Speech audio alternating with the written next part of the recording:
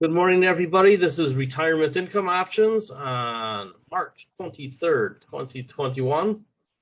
Going to do a quick look at the stocks of the week because this is where we get our ideas from for selling options.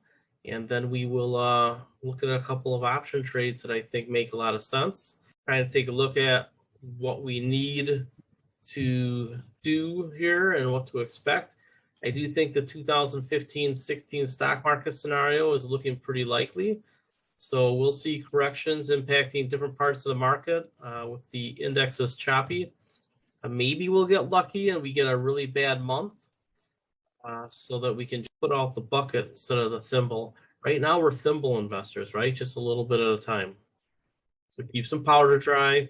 Be diligent about trimming stocks that you fell in love with because they went up, and understand where they are. In fact, there's one stock that I think you're going to be surprised that I'm taking off of not only the focus list, but I think I'm going to take it entirely off the VSL. I've been looking for more stocks to pull off the VSL.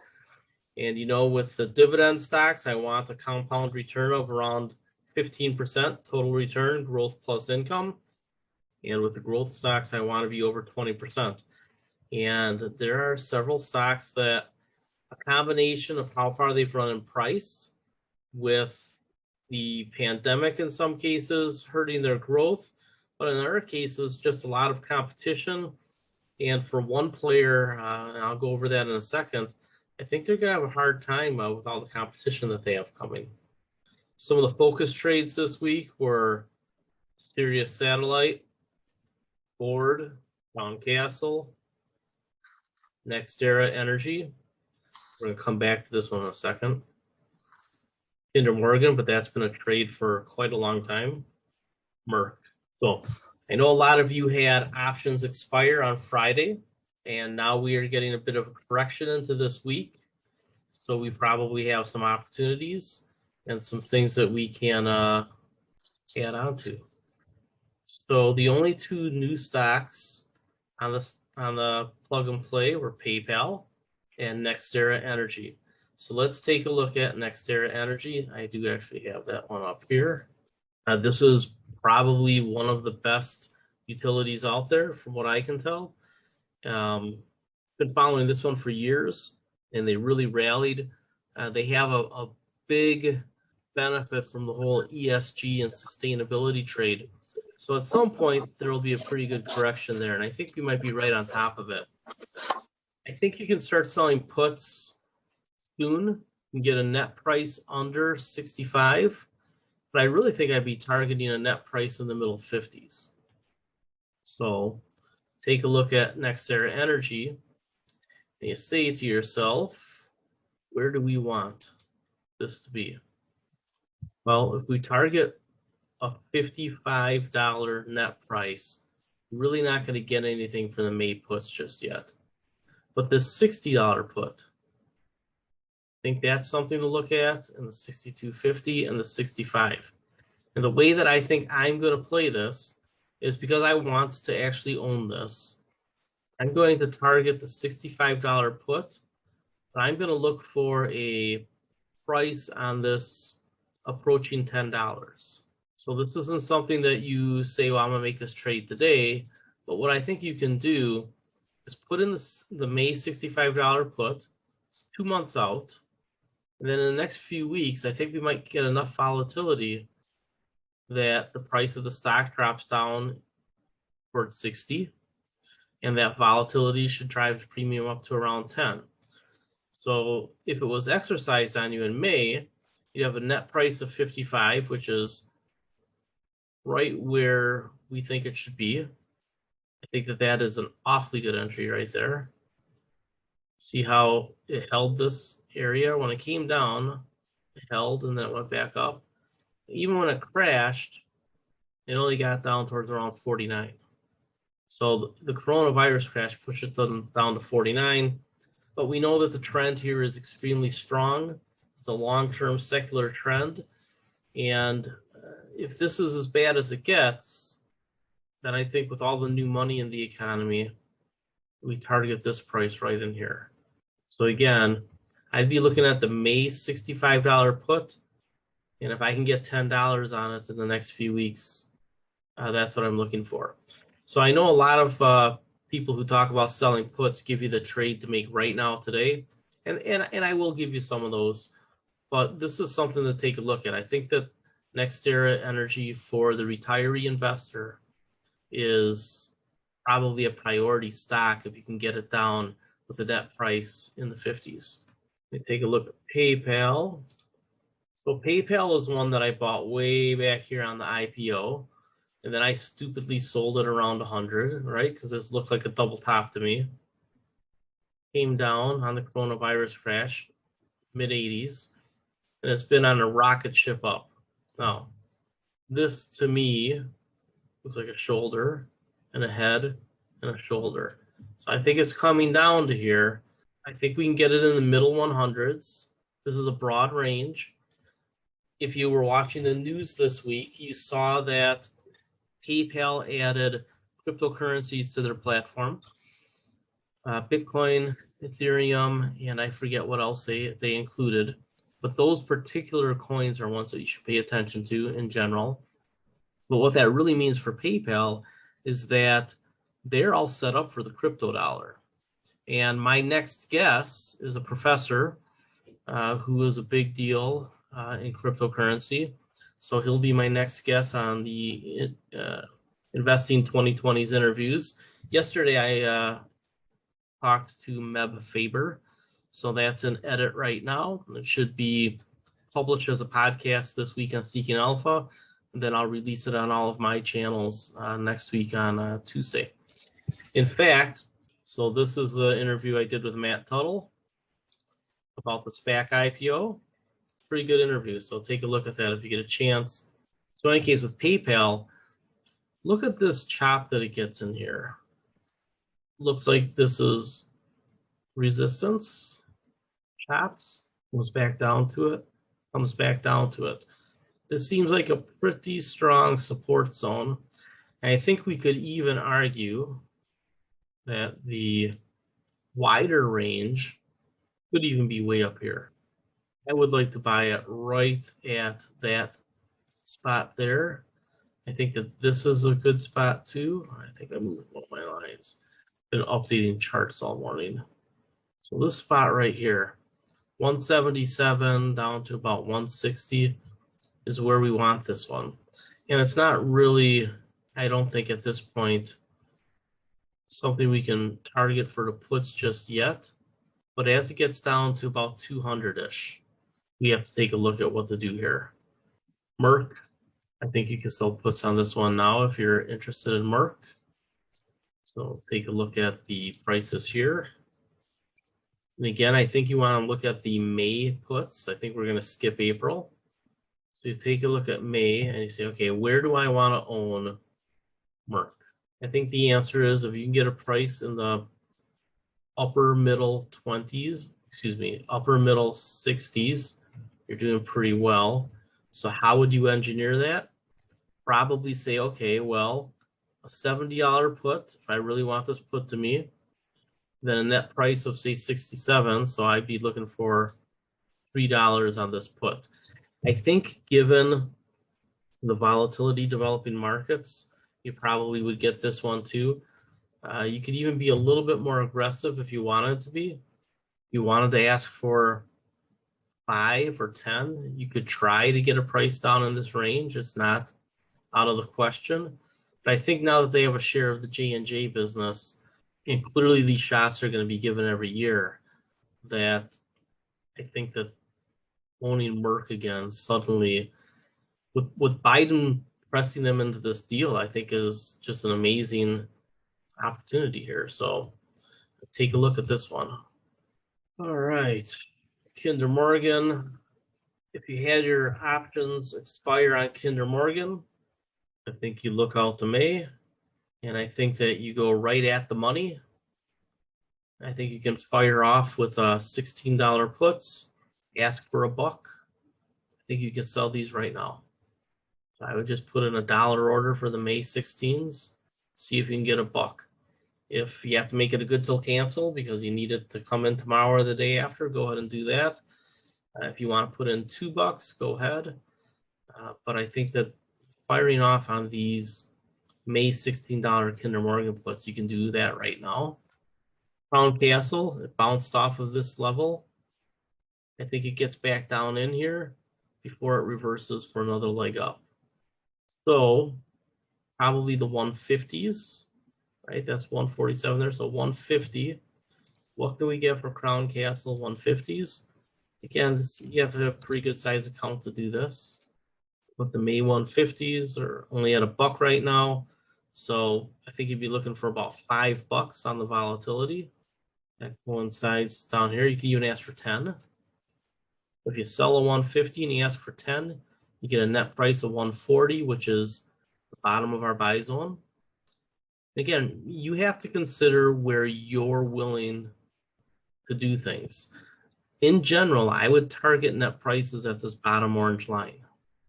But if you're super bullish on something and you're underallocated to stocks, you can use the top orange lines as your allocation. But a lot of times what I'm trying to do is I'll set my strike price at the top orange line. Then I want a premium that covers most or all of the difference between the top orange line and the bottom orange line. So our narrow range here is about 150 to about 140. So if I can sell a 150 and get $10 for a net cost of 140, that's great. And if the stock moves away from us and it doesn't get put to us, hey, we made $10 in premium. So here's something that I've been adding to some charts. I need to fix this up a little bit, but I've been adding the target range. And I think the target range for Ford is 20 to 40. It's a pretty wide range, but it's a good direction, right? So it's starting to break out. How do you get Ford? I think you do April's or May's. Let's take a look at the May. Stocks in the middle 12s. If you can get a net price of 11, I think you want to do it. So I'd be trying to sell the $12 puts for $1. I think this is an order you can put in today. If you're underallocated to Ford, $12 May put and get $1. Now, I have also started to sell Junes on this one, and I've been selling the $11 for $1. And I got this one, when did I enter this? About a week ago. So it must have been since last Tuesday. But I think that you can do the 11 for $1 here on a good till cancel order.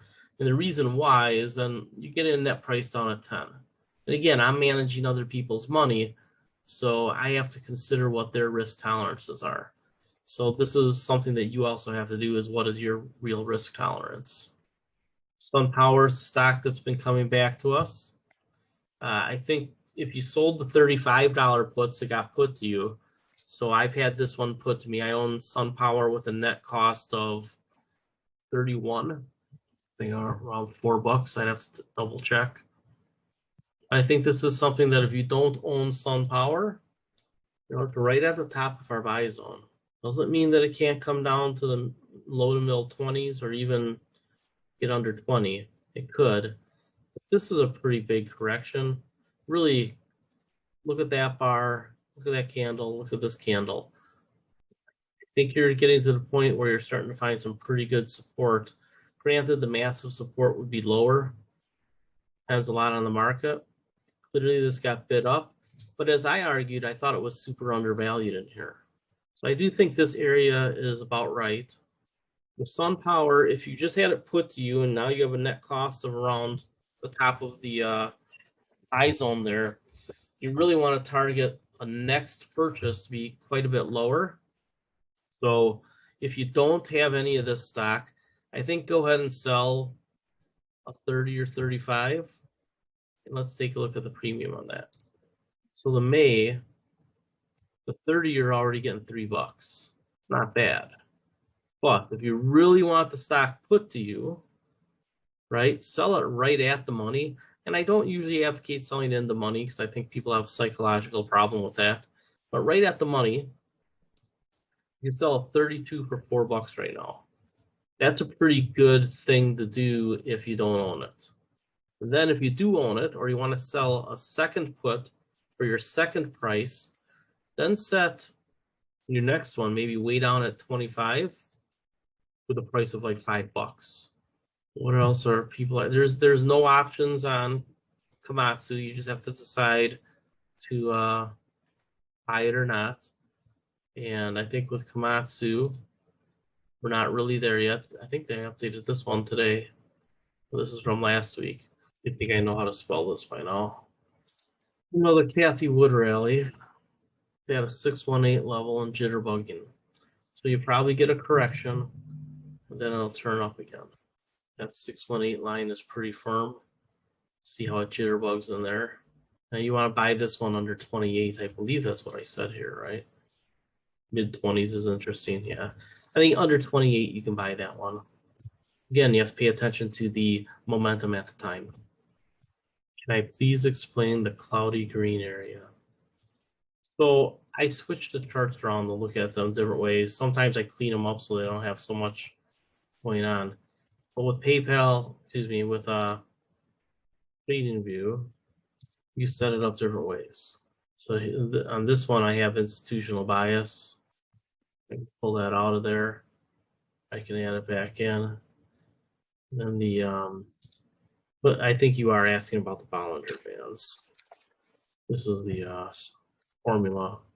So these are the signals that they give. I haven't found them to be too reliable, so I don't usually include those.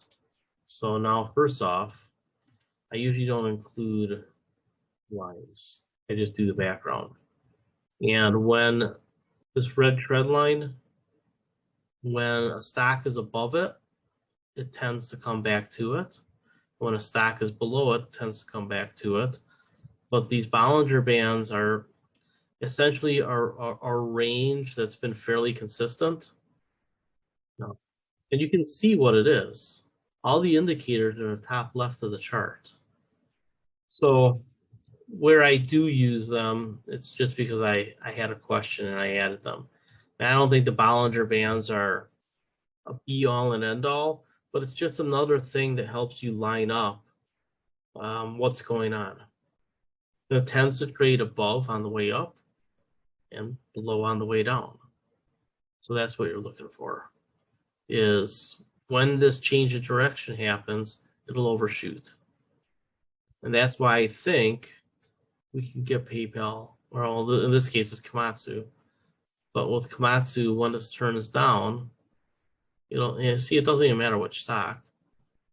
When it comes down, it'll trade below that red line, and that's a pretty good indicator of, okay, I should really start paying attention now. Yeah, this is one of the reasons I really would like for everybody to have Trading View, so then you can play with it and understand all these things. Again, I don't leave the same indicators up all the time. I'm looking at different indicators all the time. So one of the things I've been putting into some of the charts to make it easier is I want you to know what my expected range is. This is basically where I see Lumen going. I think low 20s is a pretty legit target. Could it get way up here? It could. They sell that unit of their business, it'll break out. And then it'll start heading towards old highs. So with Lumen, we got a pretty good options market here too. Take a look at the May. Get a net price under 16, you're in good shape. So really, I just think go ahead and sell the 1250. You're right at the money. And I think you can take what you get. Looks like that's all the questions. I will say, the company that I'm going to take off the plug and play for sure, but I might take it off the VSL altogether, is BlackRock. I think that the competition they have is going to cause them to have slower growth, and in order to alleviate that competition, they'll have to start buying some smaller competitors, which will cost them money. And I'm not so sure these will be 100% accretive. I was just talking to an East Coast ETF developer. They have a few of their own ETFs, and they white label some others. And I'll tell you, there is no shortage of registered investment advisors like me who are starting to package their portfolios and their trading ideas into ETFs. And why would they do that? Once you get be SEC size, right? Once you're north of $100 million under management, it is way easier to have 5 or 6 or 7 ETFs at your firm and use those as a way of managing the money, because then you don't have to manage the individual accounts. So you put everybody in a static asset allocation, right? Something that only gets updated periodically, but you manage the holdings through the ETF. So not only does this allow you to manage your own clients' money, but now you get people buying your ETF that never even talk to your firm. So it's a way of being scalable. So I think you're going to see a lot of registered investment advisory firms start launching ETFs.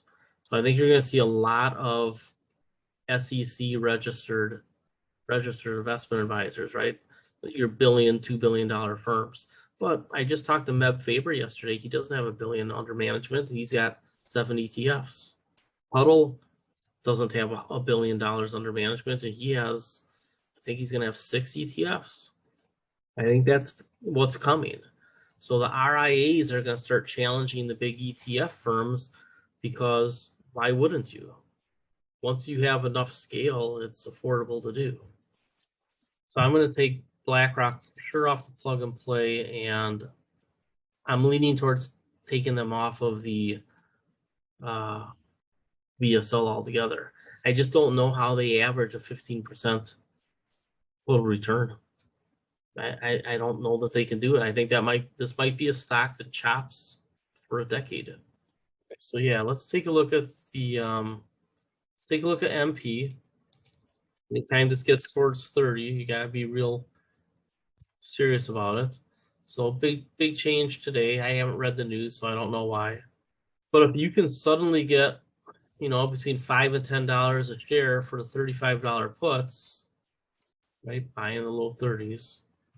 So it came down, whatever that line is. What is that? 30-ish. Yeah, if you get a net price of 30, I think you're in good shape. Now, again, I know some of you own the stock. Did they do a secondary offering, or is it just lockup shares? If they sold shares on a secondary, it means that they're really ramping up. That's usually actually, once the dilution's out of the way, usually a good sign. So I would probably look at selling these $35 puts today. And, I think ideally you'd like over $5. But again, I think it depends on whether or not you have a position. If you don't have a position in MP yet, go ahead and just ask for the ask, whatever it is, on MP, and try to sell some of these. And then you can do a second tranche, at a lower price, and maybe try to get $6 or $7 for the 30 if it really has a more significant drop. And again, it depends on how much of it you want, how much of it you have. I think this is legit 3 or 4% position in a portfolio. So if you sell a 35 at this price, maybe you only want to sell a 25 for a buck or two, so you don't overload your asset allocation. There's another one, SPCX. Oh yeah, don't forget about that. Take a look at the May 29-ish, about where it probably stops at 618 level. You get a net price of about 29, you're in pretty good shape. So you can really sell these June 28s for, the ask 75 cents. You're not making a lot of money, right? This is if you need a parking space, an aggressive parking space. So this is an aggressive parking space. It's going to be hard to sell puts on AMT, but it's awfully expensive. I do have a new chart on this though. I think it's got a really weird narrow range down here, 180-ish. So I don't know. I don't know how you sell puts on this one. I really don't. It's a little too high yet. Can't really get anything for the puts that are under 200. All right, let me write this up, give you 4 or 5 ideas for the next few days and next week. All right, everybody have a good day.